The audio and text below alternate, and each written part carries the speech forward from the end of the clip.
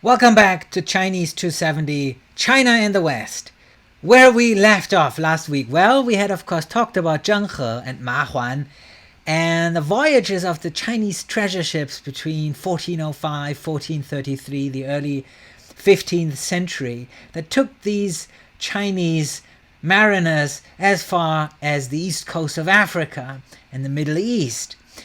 I had left you with a thought experiment. I had said if Zheng and Ma Huan had actually gone all the way to Europe in, say, 1431, where would they have gone? What would they have seen?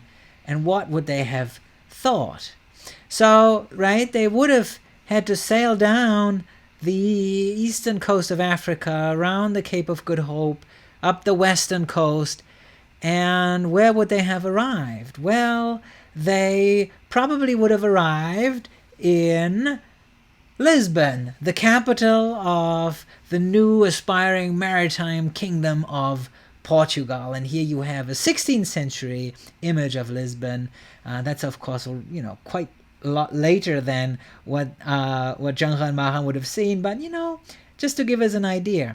And I had wanted us to think about this in terms of maybe religion, infrastructure, trade, commerce, food, languages, education, daily life, fashion, and hygiene.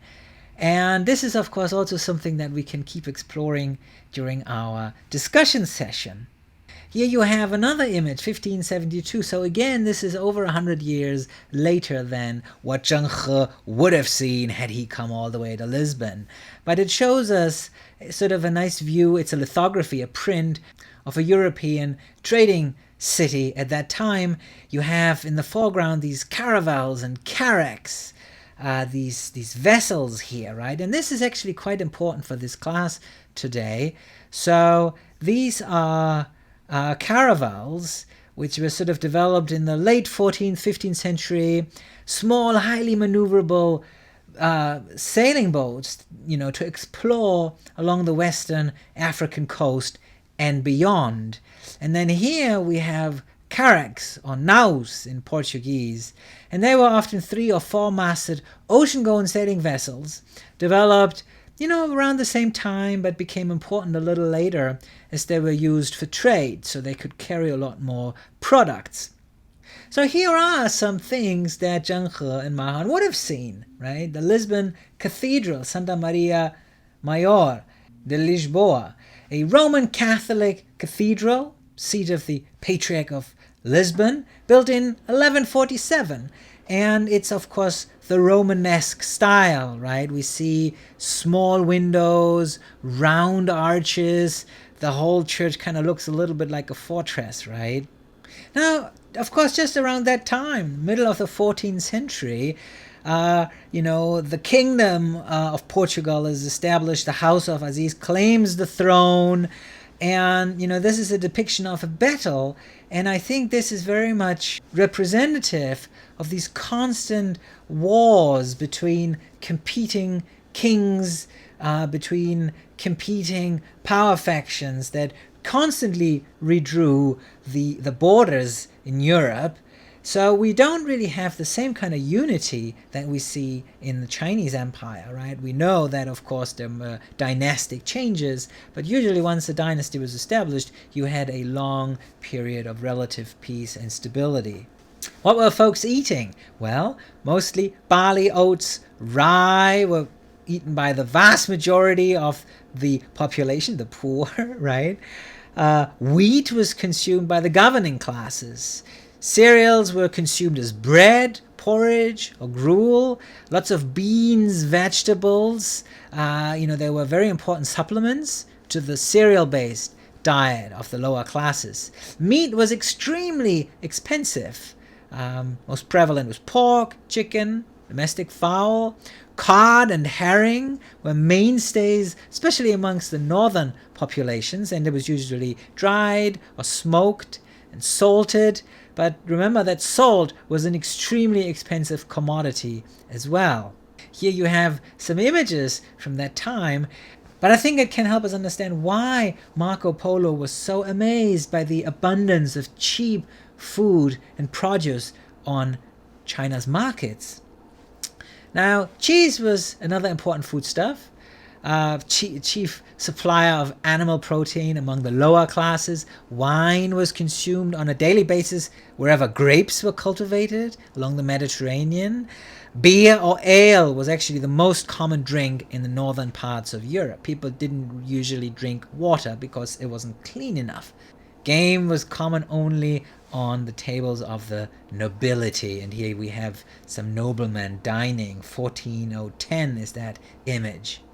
What about trade? Trade was actually also really picking up in the 14th, 15th century in Europe. We have these trading blocks. We have in the north the Hanseatic League, right? All of this here with Danzig, Riga, Hamburg, and there timber, metal, fish. We already mentioned herring, honey, resin, salt, very important, is traded. Traded with the Low Countries, Belgium, the Netherlands. These places, of course, are going to become major international trading powers just, a couple of 100 years later on. Then, of course, trade across the Mediterranean. Venice, right, we know, was a big trading center. Genoa, and of course, Lisbon increasingly becomes a trade center for international trade. More about that later today and in future lessons. Here you actually have a medieval crane from the Hanseatic League from the city of Danzig. But, I hate to say it, on the whole, Zheng probably would not have been very impressed by the West, right? By Europe, by Western Europe. Why not? Well, Europe was really just pulling out of the Dark Ages. And of course, the Dark Ages had been overshadowed by lots of death, war, plagues, social upheavals.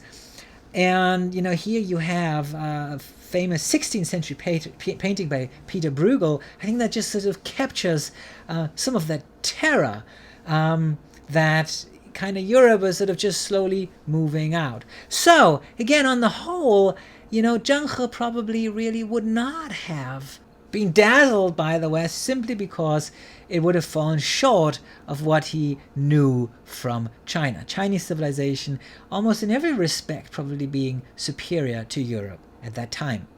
However, Europe, or shall we call it the West, was also on the cusp of a new age as the Renaissance began to spread first from Italy and then really all across Europe, marking that transition from the Middle Ages to what we now often refer to as modernity, and beginning a new understanding of humanity and its place in the world, and also of the West and its place in the world. Here you have the image of the University of Coimbra, established in 1290 in Lisbon, later moved to the city of Coimbra. So we have at that time actually the flourishing of new learning in these newly founded universities. Coimbra, Paris, Prague, Oxford become centers of learning. And very important, some of that learning is very new. Because we also speak of an age of learning, and again, as we will later see, an age of exploration. And of course, that is also where Sino-Western relationship comes back in. In Italy, the Renaissance gets underway in the 14th century, ushering in a revival of classical learning that increasingly challenges the centrality of the Catholic Church. We had already talked about that, right, when we talked about the time of Marco Polo, that the Church and the Pope in Rome was really calling the shots.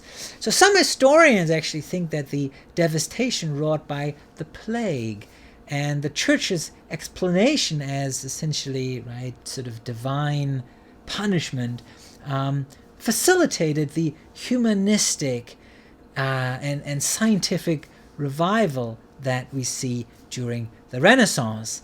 Now, at the same time, the age of exploration keeps expanding the narrow confines of medieval Europe. You might remember that map I showed you a few weeks ago of the map of the world, right, done by a European in the 12th century, that didn't really tell us anything about the world. Well, here we have a 15th century globe, right? And that is quite a step, quite a leap, really. Yeah.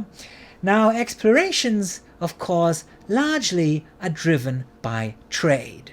They are not driven by the desire to discover new worlds. They are usually driven by the desire to find alternative ways to trading centers that are known, but that in the 14th and 15th century, to a large degree, are still controlled by the Muslim world, right? So this idea to go to India, to go to China by the sea. And these developments, especially the Portuguese and other maritime nations and along the Mediterranean had accomplished in building better ships, faster ships, had a big part played a big part in enabling that expansion of maritime trade. So in 1415, Portugal acquired the first of its overseas colonies by conquering Ceuta up here, a prosperous Islamic trade center in North Africa. And from there followed the first discoveries, and of course we have to put discoveries into quotation marks because they weren't really discoveries, right? I mean, they probably were discoveries for the Portuguese, but of course these places were very much known to the people who lived there or who had traded with them a long time. So let's not so much focus on the New World, on the Americas for now. Let's focus on the African coast, right? So we see that it's really just cities that they control, that they might capture, and then maybe a little bit of territory along the coast. And eventually, right, they make their way into the Indies, India, the Spice Islands, and eventually China. We'll be talking about that in a little while. Actually, we'll be talking about that in our second course stream. So I will see you shortly.